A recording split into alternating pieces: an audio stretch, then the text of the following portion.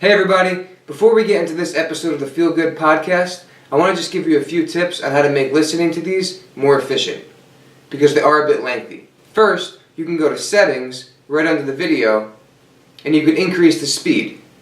So you'll still hear me talking, but it'll just be going faster. Also, if you go in the description box, I'll outline different main points of the video with the time that it's at. So if you want, you can scroll through the video to get to the main points that you want to hear.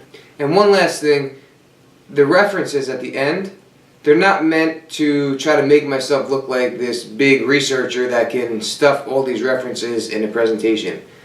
The main point of them is that you look at them and you further your own knowledge by using those resources. I want you to go through those references and dig deeper into a topic if you like. Thanks for tuning in, and I hope you enjoyed this episode of the Feel Good Podcast. Welcome to this episode of the Feel Good Podcast. Today we're diving into the topic of foam rolling and myofascial release. We're going to talk about some of the research, some misconceptions, and everything in between. I hope you enjoy.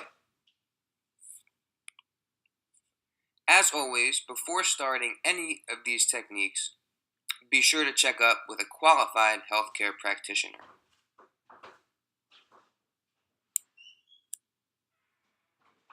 Also, be sure to check out an article that I wrote on foam rolling right up at TonyGentilcore.com. I'll link it down below, and I highly recommend checking out Tony's website.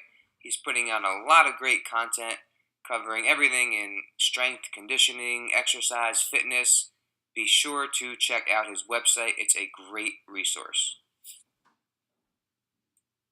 In the fitness world today, foam rolling, or self-myofascial release, has become just about as popular as yoga pants, bright stretchy spandex shirts with motivational quirky quotes, and transformation pictures on Instagram. That being said, a foam roller can be an effective tool if used correctly. Two things I want to say about this slide. First, if you're going to write "Suns out, guns out" on a shirt, please put an apostrophe S. The apostrophe S means sun is out. Without an apostrophe S, you're saying multiple suns are out, meaning like 5 suns are out. Second, act like a lady, lift like a boss. Ladies, you don't have to act like anything. Ladies are equally as much of bosses as guys are. So act like a lady, lift like a lady does not mean you are any less tough or worthy of lifting. So act like ladies and lift like ladies. So foam rolling seems to cause an increase in short-term flexibility that lasts for about 10 minutes. It's currently not possible to identify a dose-response effect, which means we're not exactly sure how much you need to do, how much is too much, what's the minimally effective dose, is more better, is more worse. Those questions have not been answered yet. Chronically, so long-term, foam rolling can increase flexibility. However, we'll get to that a little bit later. Foam rolling is often compared to static stretching, so the athletic performance part of this slide, foam rolling does not seem to have a negative impact on athletic performance, whereas static stretching has been shown to hinder athletic performance. Foam rolling also can reduce delayed onset muscle soreness, so the muscle soreness you feel after you work out during the 48 hours following the exercise. And there are also indications that foam rolling can possibly help with recovery by tapping into the parasympathetic nervous system. But we'll get into all of this in the following slides. So what is fascia? Oh, we hear a lot about fascia. So what is it? All fascia is it's a soft tissue component of all the connective tissue in our bodies. So it is that white film that you see on a raw chicken breast. It's involved in stability and movement and has proprioceptive functions, so telling our bodies where they are in space. Now, that being said, there's still discrepancies of how exactly to define fascia, but that explanation will do the trick for now. So, how does foam rolling work? There are some buzz terms out there that you may have heard, including muscle lengthening, myofascial release, breaking down scar tissue, freeing up adhesions, remodeling of collagen, curing cancer. However, recent research does not support these claims as the mechanism by which foam rolling works. If someone throws these terms at you, especially a healthcare practitioner, be sure to question him or her. Make sure that you get all your questions answered. If something doesn't make sense, ask. What exactly is an adhesion? What do you mean by breaking down scar tissue? Am I breaking down my skin? Am I breaking down my muscles? Don't let anyone try to shut you up by using medical or scientific terms. Always ask, and if the person knows what they're talking about, they'd love to have a conversation about it.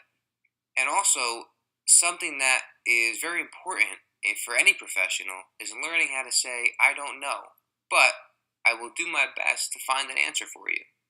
Okay, so be sure to question these things. If something is confusing or doesn't make sense, ask about it. So in reality, we as humans can't produce the amount of force necessary to remodel our tissues. Our tissues are much, much more resilient than that. It actually takes thousands of pounds of force to accomplish this. And last time I checked, no one's foam rolling with that much force. Which is probably a good thing because we don't want our tissues breaking up or remodeling when we're carrying groceries, or sitting on a park bench, or squatting with 500 pounds on our backs, or anytime we put weight into our tissues. As we'll see in the next slides, the effects of foam rolling can be seen in as little as a few seconds. Are we really breaking down and remodeling our tissues and breaking up adhesions or fascia and scar tissue that quickly? Then why do we feel better and looser and less pain after we foam roll? Well, the mechanism seems to be neurophysiological rather than physical or myofascial.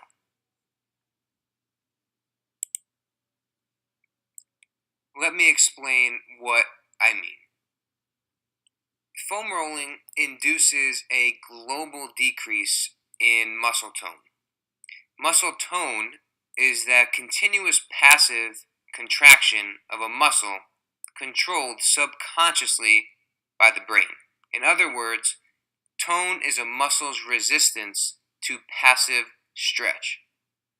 Tone is created by a constant subconscious message from the brain telling a muscle to contract. Many times the sensation of muscle tightness has more to do with tone and less to do with actual muscle length. This is similar to how pain is perceived, because pain is a sensory input, much like that tightness we feel from high tone, and we'll get to that in the next slide. Foam rolling adds a sensory input, the pressure from the roll, to override another sensory input, tightness or pain, to disrupt that subconscious message between the brain and the muscle, to contract or perceive that pain. This is why we feel better, looser, and less pain after we foam roll. So we're kind of just disrupting that system. We're adding in a stimulus to disrupt that system of the input of tightness from tone and pain going to the brain. So like I said before, the effects of foam rolling can be seen in a couple seconds. So this kind of leads us to believe that the mechanism by which it works is probably not physical or myofascial, because are we really making these changes that quickly? Research also suggests that foam rolling may induce what's called reciprocal inhibition. What reciprocal inhibition is, for example, if you foam roll the quads, you'll experience a reflexive relaxation or inhibition of the hamstrings. So what that means is if you foam roll one muscle, its opposite or its antagonist is going to relax. Okay, that's what some studies have shown. What's important to keep in mind, especially when looking at athletic performance and muscular imbalances, foam rolling may cause that reciprocal inhibition, which can cause some muscles to relax when you're not trying to. But this further supports the idea that there is this neurophysiological component to foam rolling. There's something other than the breaking down and remodeling of our tissues going on here. We may not even have to foam roll the targeted muscle to see benefits. Studies have shown that decreases in tone of a muscle can be seen after rolling a different part of the body. This further leads us to believe that the mechanism by which foam rolling works is more neurophysiological. Because if you don't even have to roll on a muscle to release it, then how could we believe that we're breaking down and remodeling our tissues? Although it's an interesting finding, I wouldn't draw any major conclusions from the studies that I've read. So one of the studies looked at the sit and reach test, which is a test where you sit on the floor with your legs straight and toes pointed upward, and you reach your hands forward and see how far you can reach. So it's like that test in gym class where you sit and you try to reach forward as far as you can. What they did in the study was they released the plantar fascia, which is the bottom of your foot, and they found that there was an increase in sit and reach test scores. So they concluded that releasing the plantar fascia improved hamstring length and decreased tone in the hamstrings to reach further. The only problem I have with this is that part of the sit and reach test has to do with dorsiflexion, which is you pointing your toes up toward your body, up towards your head. The plantar fascia has connections to the gastroc, which is your calf muscle, which has connections to the knee joint. So by releasing the plantar fascia, you may be pretty directly affecting the muscles that are involved in the sit and reach test. Another study that I looked at had to do with releasing the muscles around the neck and the head and comparing scores of an active straight leg raise. So an active straight leg raise, you lie on the ground, both legs straight, you keep one leg straight, raise it up as high as you can, and they measure how high you can raise it. Now they release the muscles around the skull, the suboccipitals, and they noticed an increase in active straight leg raise. Now the only problem with this is that part of the active straight leg raise has to do with neural tissue, so the extensibility and the ability of your nerves to glide in between your muscles. By releasing the suboccipitals, you're affecting the spinal column. So you could be impacting neural tension rather than releasing muscles in other areas of the body. All right, let's talk about the iliotibial band, or the IT band. So now that we understand the neurophysiological mechanism by which foam rolling works, it's clear why you should never foam roll the IT band. The IT band is a long tendon that has connections to the hip musculature, the lateral quads, so the outside quads, the lateral hamstrings, but it's only a tendon. It's not a muscle. So it's not made of contractile tissue, and therefore it can't have tone. The IT band becomes tight as a result of increased muscle tone of its muscular attachments. Think of it like this. Imagine attaching the rear bumpers of two tractor trailers with a chain. Both drivers hit the gas and the trucks move away from each other, increasing tension on that chain. In order to lessen the tension on the chain, it's obvious that you would have the drivers ease off the gas. The chain itself doesn't cause the tension. The force of the trucks causes the tension. Same goes for the IT band. To improve IT band tightness with a foam roller, focus on the hip musculature, the lateral quads, and lateral hamstrings. By rolling directly over the IT band, you're only causing yourself pain. There's always a reason or a trigger as to why muscles become hypertonic and tight, or high tone and tight. Foam rolling, even correctly, is only a way to treat the symptoms, not solve the problem. So we're hacking at the leaves here instead of the roots. If you do have pain or muscle spasm or high tone, there's a reason why. Go see a healthcare practitioner and start getting at those roots. So how long do we foam roll? Like I said before, research hasn't really given an optimal dosage, but short bouts of 10 to 60 seconds seem to be effective. That being said, time should not be the focus. Focus on feeling that muscle release. More pain is better, right? That's what I hear all the time. The more it hurts, that means it's working. Not the case. Let me explain. How much pain are we talking? How painful should foam rolling be? Is more pain better? Doesn't seem so. Research has shown no difference in a 5 out of 10 rating on a pain scale versus a 9 out of 10. Not to mention that intense pain naturally will trigger a global increase in muscle tone, which is exactly the opposite of what we're trying to do by foam rolling. The take home, great news. Foam rolling doesn't have to hurt too badly, and it doesn't have to be long and drawn out. You may think to yourself, great, I'm going to foam roll every muscle of my body 3 times a day for the rest of my life. However, the above-mentioned benefits of foam rolling seem to be very short-lived. If you spend 10, 20, or 30 minutes foam rolling different muscle groups, by the time you're done, you've likely lost the benefits of the first 5 to 10 minutes. So how should we roll? What's the correct way to do this? Well, I like to use the acronym SPBS. Scan, pause, breathe deep and relax, and scan again. So you want to start off with a slow, steady roll covering the entire muscle group, scanning the area for tender spots. Think of scanning the area as a blind person would scan a new environment. Once you find a tender spot, pause and hold on that spot until a release is felt and the tenderness lessens.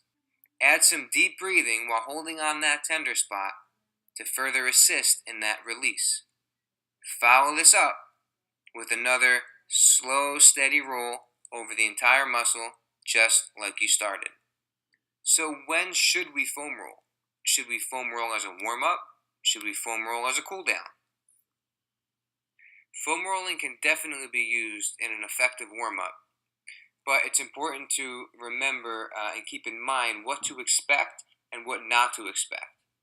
So I'm going to look at 2 studies on this slide. The first one dealt with muscle soreness. What it showed was that an active warm-up of cycling on a stationary bike decreased muscle soreness more than a passive foam rolling warm-up. The researchers suggested, however, that foam rolling in conjunction with an active warm-up is probably the ideal. This kind of makes sense because foam rolling doesn't necessarily increase heart rate, increase blood flow, like total body blood flow, like an active warm-up on a stationary bike would be. So I think that's probably why they got the results that they got, because they're kind of 2 different methods or modes of exercise. But the researchers kind of concluded that a combination of an active warm-up with foam rolling is probably ideal. The next study looked at vertical jump. Now, what the research showed was that when looking at vertical jump, there was no difference between 30 seconds of foam rolling versus 30 seconds of dynamic stretching of the leg muscles. So, according to this study, if your goal is to improve vertical jump, or maybe we can extrapolate that to any kind of bursting or power sport or exercise, you can probably either foam roll or perform dynamic stretching. If you are going to use it in your warm-up, here is what I suggest. So foam rolling should be done with a specific purpose, targeting specific muscles. And this is where you have to see a healthcare practitioner to pinpoint these target areas, because if you foam roll certain areas on your body, you may be setting yourself up for injury, or you may be making your injuries worse, because a lot of times there's more than what meets the eye. So be sure to get checked out by a qualified healthcare practitioner to help you pinpoint which areas you should focus on if you're going to foam roll. So we want to stop mindlessly flailing around on the dirty gym floor and rolling every muscle of our body. It should address a specific movement that's limited. Always test and retest. Test and retest means that you test a movement, say a squat, before and after performing the soft tissue work to determine if there was any significant change. A useful way to do this is in between your warm-up sets. So maybe perform a body weight squat, kind of feel the restriction, feel how the squat feels, perform a couple seconds of foam rolling on a certain body part, and then perform another set of body weight squats. If it feels freer, if it feels the movement feels better to you, then it was successful, it was effective. And then as you kind of work your weight up, so say you're doing a loaded barbell back squat, you may start with body weight squats, and then foam roll in between, add some weight to the bar, foam roll in between, and with each successive warm-up set, you're getting more and more of a functional squat and better movement quality as you're testing and retesting after you foam roll. Then by the time you're at your working weight, you should be primed and ready to go. And you weren't taking, like a 10 or 15 minute warm-up before stepping in the squat rack. You used your warm-up sets in conjunction with foam rolling, so it's efficient and it's effective. So we talked about foam rolling as a warm-up. What about as a cool-down or recovery tool? It could be a great way to kickstart the recovery process by tapping into what's called the parasympathetic nervous system. The parasympathetic nervous system is all about rest and digest. Its counterpart, the sympathetic nervous system, is all about fight or flight. So when we're in the gym and we're amped up and we're training, we are breaking down our tissues. We're in a sympathetic state. If we're stressed and we are rushing to work, we are also in a sympathetic state. While we're in that sympathetic state, we are breaking down our tissues and we're not repairing or rebuilding. In order to repair and rebuild and recover, we need to be in that parasympathetic state. Parasympathetic nervous system kicks in when we relax, when we sleep, when we rest and digest. That's when our muscles get bigger. That's when we get stronger, when we rest, not when we train. Foam rolling can actually help tap into that parasympathetic nervous system. Performing a foam rolling routine in the evening, paired with some deep breathing and meditation, may even improve sleep quality. So we said before that the benefits of foam rolling are relatively short-lived, but is there a way that foam rolling can help achieve long-term improvements in tissue and movement quality? Because if every time we foam roll, it's just going to be short-lived, what's the point? That's where loaded movements come in. During that window following foam rolling, it's important to load the movement that you're trying to improve. This is why I recommended performing soft tissue work between your warm-up sets. It's going to allow you to test and retest, as well as gradually load that movement, given you're gradually increasing the load with each warm-up set. Take the squat, for example. You feel tightness and restriction in your hips halfway into the descent of your squat. You test and retest your squat and notice you're able to squat deeper and with less tightness. As you load the squat and work up to your working and heavier sets, this newly achieved movement pattern and range of motion will be trained. Training this movement with loads will, over time, lead to long-term improvements in tissue and movement quality. So, to sum it all up, foam rolling has become pretty trendy in the fitness world. However, many misconceptions exist. Foam rolling seems to work through a neurophysiological rather than physical or myofascial mechanism. It seems to positively impact flexibility, athletic performance, muscle soreness, and recovery. It does not have to be long in duration or too painful. The way that we should be foam rolling is by using the acronym SPBS, scan, pause, breathe, and scan again. Foam rolling can be used as a warm-up or a cool-down, and the effects of foam rolling are relatively short-lived. However, long-term benefits can be achieved with the proper implementation of loaded movements. So here are the references, and like I said in the introduction, please use these to further your knowledge. That's what they're here for. They're great resources.